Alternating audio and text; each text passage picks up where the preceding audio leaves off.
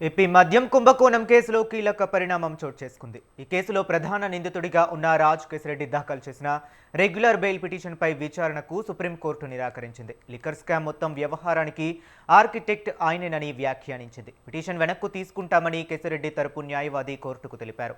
దీంతో ధర్మాసనం అనుమతించింది.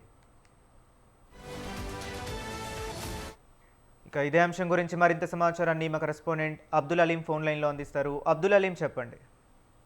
Thank you Harish. ఆంధ్రప్రదేశ్ లో గత ప్రభుత్వ హయాంలో 3,000 కోట్లకు పైగా కూడాను కల్తీ మద్యం ద్వారాను ఏదైతే గత ప్రభుత్వ హయాంలో ఎక్కువ మొత్తంలో ప్రభుత్వం అర్జించిందని చెప్పి కూడాను ప్రస్తుత ప్రభుత్వం గత ప్రభుత్వం మీద కేసు నమోదు చేసింది ఏసీబీ. అలాగే దానికి సంబంధించి కూడా సిట్ దర్యాప్తు, అలాగే ఆ సిఐడి కూడా ఈ కేసుల్లో దర్యాప్తు చేస్తుంది. ఈ నేపథ్యంలో ఈ కథ మొత్తం కూడాను రాజ్ కేశిరెడ్డి ఆధ్వర్యం జరిగిందని చెప్పి కూడాను ఆయన పైన A1 గా కూడా కేసు నమోదు చేశారు. A2 గా ఎంపీ విజయసాయి రెడ్డి ఉన్నారు. A3 మొత్తం కూడా 36 మంది వరకు కూడా దీనికి సంబంధించి ఆ కేసులో ఆ రాష్ట్ర ప్రభుత్వం నిందితులుగా పేర్కొంటూ కూడా ఛార్జ్ షీట్ దాఖలు చేసింది. ఈ నేపథ్యంలో రాజ్ కేశిరెడ్డికి బెయిల్ ఇవ్వాలని చెప్పి కూడాను అటు సుప్రీంకోర్టులోకి పిటిషన్ దాఖలు చేయడం, ఆ పిటిషన్ ని డిస్మిస్ చేయడం కూడా ఈ రోజు జరిగింది. దీనిపైన రాజ్ కేశిరెడ్డి న్యాయవాది కొద్దిగా అసంతృప్తితో ఉన్నారని తెలుస్తుంది. మొత్తమే కూడా సుమారు కొన్ని నెలలుగా బెయిల్ లేకుండా కూడాను రాజ్ కేశిరెడ్డి ఉన్నారు. 90 రోజుల తర్వాత ఛార్జ్ షీట్ వేయాలనే కోణంలో ఛార్జ్ షీట్ వేసిన నేపథ్యంలోనే ధనంజయ రెడ్డిని, అలాగే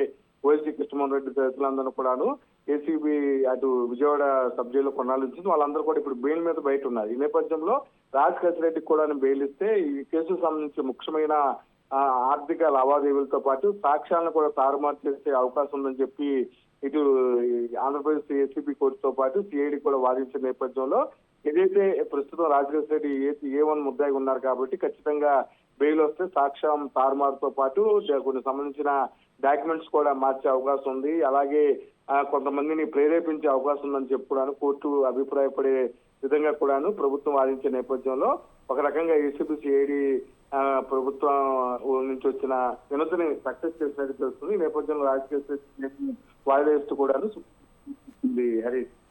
okay, right. Thank you Aleem.